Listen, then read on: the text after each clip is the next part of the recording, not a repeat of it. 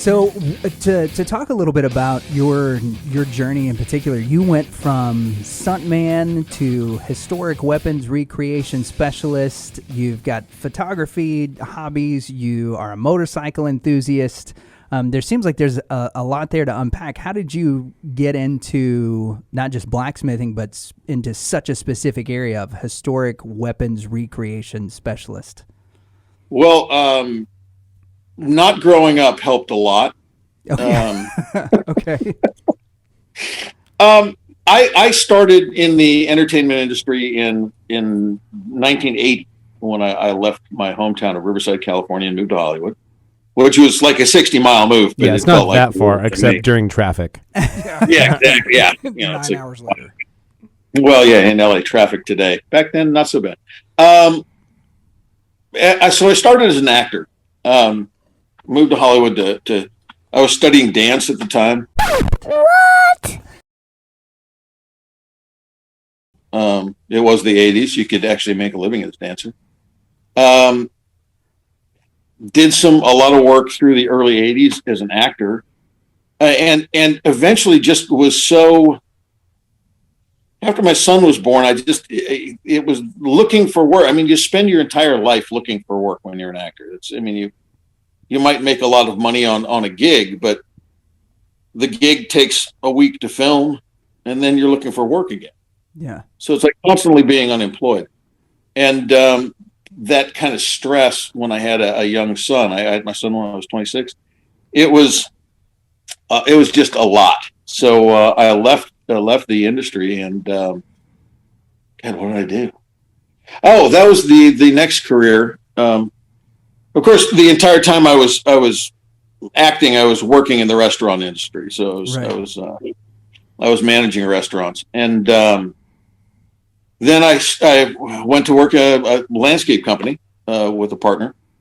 Did that for 5 years. Got back into the restaurant industry. Opened 5-6 restaurants for a couple of different companies, and during that entire time, I was still. I was teaching actors how to fight. So I was teaching theatrical combat. And there wasn't a lot of places to find the weapons to use to teach. So eventually I knew how to weld, so I kind of made some. They were really rough.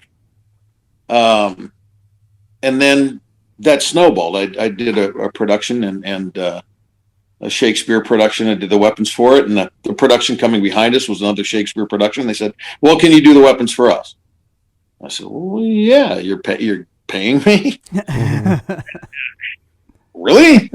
So that started to snowball, and then I went to work for a set company, a set design and prop company. Built sets and was a lead man for them for a number of years.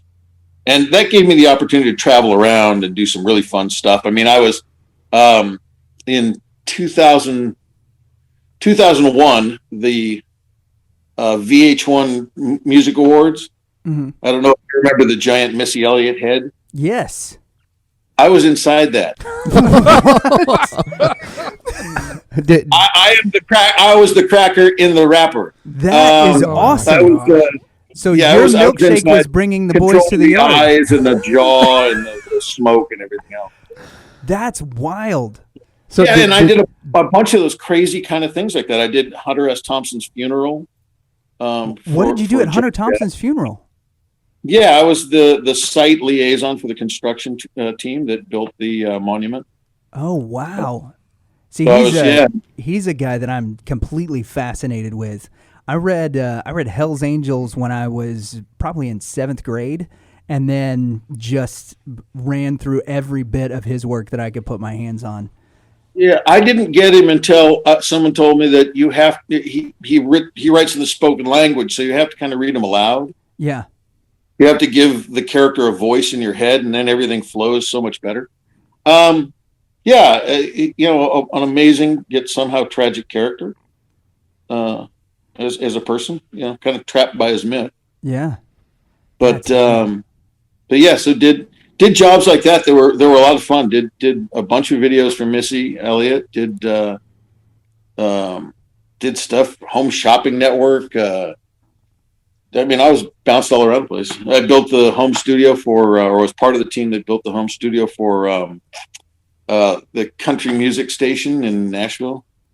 Really? Country Network, yeah, their home studio. We built that in Nashville. So did a lot of that, and then through that, developed my own prop company specializing in the historical weapons, and that kind of took off in 2000 when I did a show. I love this. I did a show called Queen of Swords, and sorry, let me get that camera. Queen of Swords was, I think it was on Fox. Okay. It was like a female Zorro thing. Kind of a Xena warrior type. Yeah, but California, 1800s, and it was hilarious because she's the only girl with those kind of curves in the entire town. Yeah, and then she puts a piece of underwear on her head and nobody recognizes her. It's like clearly that's. I just looked it up. All 22 episodes. I'm pretty sure this masked character is Kim Kardashian. I loved it. It was fun. I mean, I didn't go to Spain to film it, but I was building things in California and shipping them to Spain. I sent my mother a text or an email telling her that her son had finally become an international arms dealer. That's awesome. I like to say, in my career, I jokingly say I failed in an upward direction. I can relate to that. I did a career for a while and it didn't work out, but I learned a lot in it. And then I did a career for a while and it didn't work out, and I learned a lot from it. And I did a career, but they kept getting better. The career path was an upward trajectory of failures. Well, it sounds like a lot of fun. I mean, making weapons for a living seems like a nice thing to fall into. Man, literally, it's like, I mean, it's a passion. I mean, when I was a kid, if I picked up a stick, it was a sword. If I went to a museum, I was pressing my face against the glass, looking at the knights in armor. And now I've had the opportunity to get behind the glass and actually pick up the real deals and study them. And then my job now is to literally recreate them. So I can't imagine a better job for me than this show, in that I get to make the weapons that I want to have anyway. I get to play with them, and I get to watch other people try to make them. So, Dave Baker from Forged in Fire, and you've been listening to the Reverend and the Reprobate. And this is why you really shouldn't listen.